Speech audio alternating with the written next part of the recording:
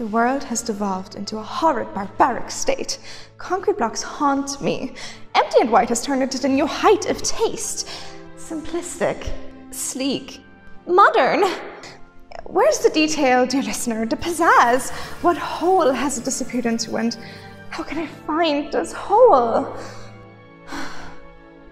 It is with deep regret that I must inform you that people seem to quite like this new style. Minimalism, they call it.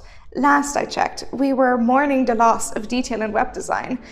Simplification to dust, reduced till there's nothing left. And now we have companies like Apple who revere themselves on having simplistic, sleek designs. And they make numbers. Who am I to deny democracy? So truly, what is minimalism and why is it everywhere?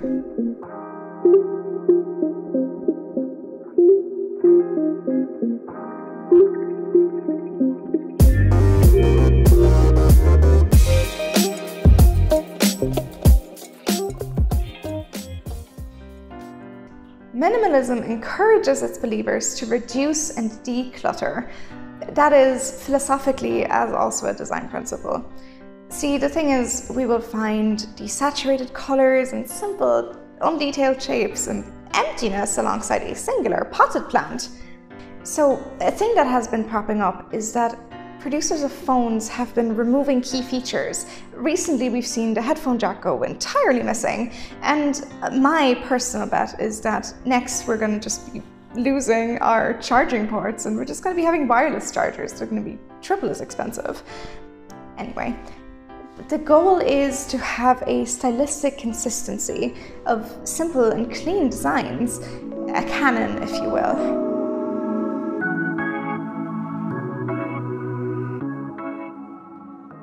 I would lie to you, but I suggest that this has nothing to do with the powerful. Taste is made by them. It always has been. What is there more beautiful than to be rich and without a care in the world?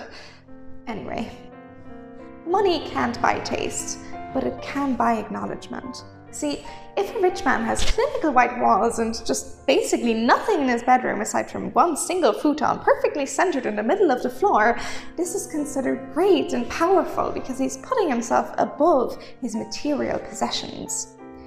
If a poor man, however, has maybe less white walls, but a singular mattress in his room because he can't afford anything else, it's considered sad because he just never really had a choice.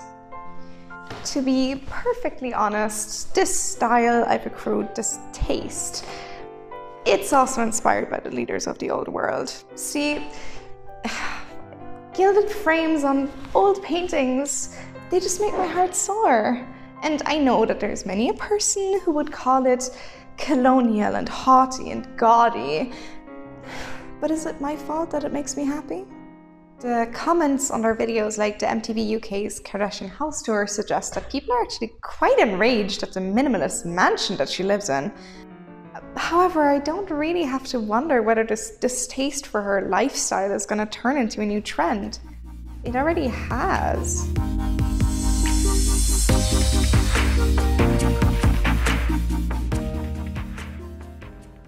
The philosophy of ridding oneself from everything but the utmost necessary is neither bad nor wrong. Our workplace and social media requires constant attention, and it's a lovely bit of self-care to take yourself out of this equation. Oh, email. See, the thing is, we're needed to be constantly available, and life is fast and bombastic. And for who it works to remove yourself and to remove your life until basically the least it can be, I applaud this. You're doing great. However, it would be wrong to assume that this works for everyone. See, empty space, just like storage space, it's expensive to keep. There's a lot of labor connected to keeping your life reduced.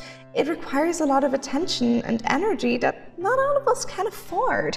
Furthermore, it is simply incorrect to say that it is accessible for everyone. See, reduced icons might look nice and unified, but they're nigh impossible to distinguish for somebody with impaired vision. Furthermore, you can have your lovely reduced doorways and pathways that look beautiful, but they're impossible to navigate for somebody who might be blind or has mobility issues. On top of this, a reduced life is emotionally inaccessible to a lot of people. See, if you're going to be working a minimum wage job where you're going to be constantly harassed and disrespected, you're not going to come home and have the emotional energy to just reduce your life even further and live in basic tranquility. And if you do, where do you get all this energy from?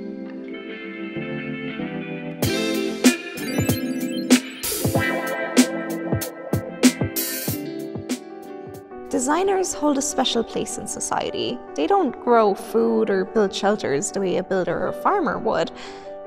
They do something different.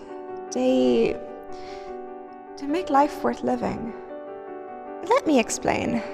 Waking up in a room that makes you want to wake up is significantly easier than waking up in a place that makes you feel small or unwanted or nothing at all. Architecture, interior design, product design, and web design even, it all comes together to a shared experience of the world.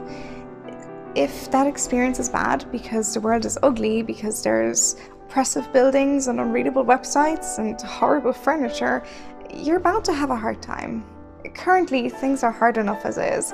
We're stuck inside and we're living in a system that just prioritizes our productivity over our sanity. We're alone. Our days are devoid of color and joy and life, and frivolous as this might sound. We need that. We need to feel joy, and you can get that joy from your surroundings. If the places around you are beautiful, then you're going to feel that and you're going to be a lot happier. We really need that right now. While clinical white walls and a one potted plant might not do that to me, if this brings you joy, I applaud you, and I wish you luck. Minimalists, maximalists, brutalists, whatever other ists might be listening, I wish you joy. May the beautiful carry us all through.